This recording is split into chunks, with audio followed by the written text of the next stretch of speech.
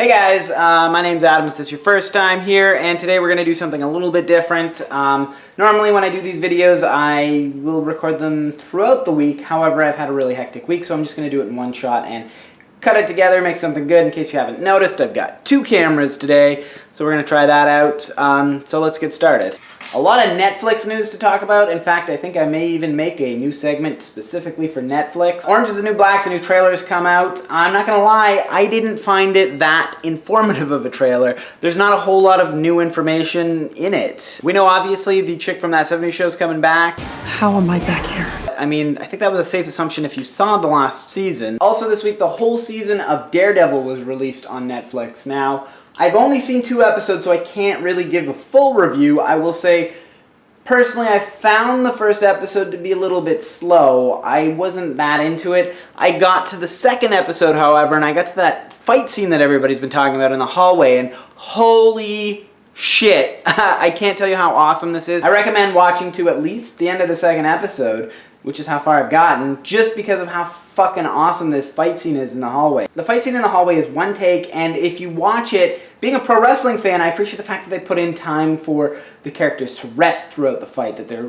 trying to catch their breath, and they're getting up and they're fighting again. The cinematography in this TV show is incredible, and the choreography, the fight scenes are like nothing you've ever seen. Regardless though, this fight scene is going to be talked about for a long time. If you're not going to watch the series, you can find that scene all over the place. People are posting it because of how cool it is. I recommend at least checking out the fight scene. The jury's still out on the entire Daredevil series. I'll let you know as I get a little bit further into it though. Trailer for Joe Dirt 2 has been released. This is going to be released only on Crackle. I'm not sure what to think of that, if that signifies anything. I loved Joe Dirt as a kid. I watched Joe Dirt over and over and over again when it first came out. My tastes have matured, so I'm not sure if I went back and watched Joe Dirt how much I would enjoy it. However, this trailer, I'm not gonna lie, it really doesn't do the movie any favors. The last line is, "I just get stupider." I don't think that's gonna entice people to go watch it. Hopefully the movie does the first one justice. I also had Dennis Quaid's freak out video. And this dickhead wanders onto my set. At first it was released by itself, uploaded from a cell phone camera. I can't even get a line out until Dopey the Dick starts whispering in your ear. This video tricked the entire internet. Great viral marketing campaign. A lot of people blame Jimmy Kimmel. You play 50 pranks and all of a sudden people don't trust you anymore. And then Funny or Die released the full version of the video. I can't even get a line out and Dopey the Dick here is whispering in your ear and you're not even watching anymore. Dennis. This is horseshit! And even more trailer news. It seems like I'm just going to be talking about trailers today. Star Wars has released their trailer. The highlight of this, of course, is Harrison Ford and Chewbacca are in the end of it. We're home. The opening sequence has a Star Destroyer very reminiscent to A New Hope. This one here. It has a small vehicle sort of going along, and then as it pans past, you see this giant Star Destroyer in the background. It leaves you to wonder, where exactly did this battle take place where they took down the Star Destroyer? Now, the trailer also has a voiceover from Mark Hamill. It's actually lifted from the previous movie. That's from Return of the Jedi. That's the moment when he reveals to Leia that Leia is his sister. My father has it. I have it. My sister has it.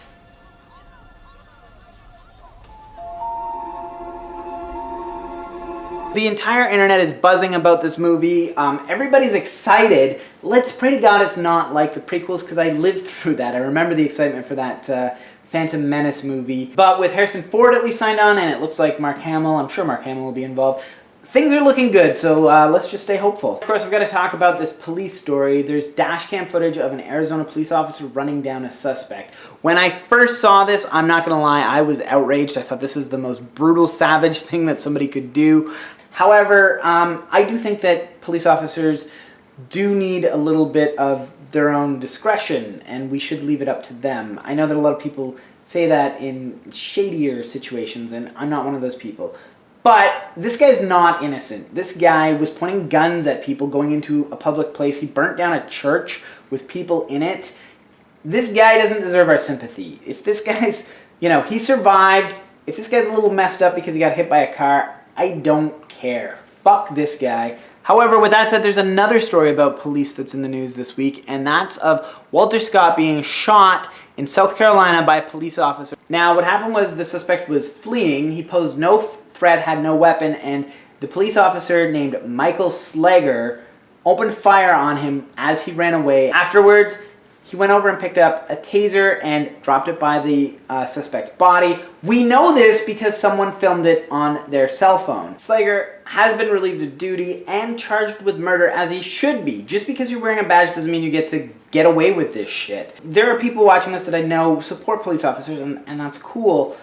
But just realize that guys like this give every cop a bad name. This is why there are so many people that hate police officers, people like this. And I know that there are good cops out there, I've said it before, but this guy's a piece of shit. And the last trailer, I promise this is the last one we're going to talk about this week, is Superman versus Batman. And holy shit, it looks incredible. I am so stoked. It looks very reminiscent of The Dark Knight Returns, the Frank Miller graphic novel, which was also turned into a cartoon not that long ago. I'm very excited. I think it's going to be great. However, I did notice one thing, that the Batman Tumblr that was rumored to be returning from the Christian Bale movies is in this movie. It makes me wonder if Ben Affleck is going to be playing the same Batman that we've seen in the Nolan universe. Batman is a very unique franchise in that the story isn't whether or not it's true to the comics or whether or not they make a good movie. It's often what version of Batman are we going to see, and that's what everybody's going to tune into. So Mortal Kombat X has been released. I'm so stoked for this game. I've seen all the fatalities. My favorite is the one where Raiden takes a staff and shoves it down somebody's throat, and then he hits them with lightning like it's a lightning rod. I think that's awesome. I love it when characters do fatalities that play off of their actual abilities rather than just really brutal things. I haven't had a chance to pick it up yet, but I'm going to. I'm going to play the shit out of it, and if any of you guys want to play me, let me know, because I will add you if you have a PlayStation 3. I haven't got a PlayStation 4, though. Anyway, guys, that's pretty much all I've got to talk about for this week. I'm going to edit this and get it up as quick as I can. Thanks for watching. Let me know in the comments what you think, and have a good day.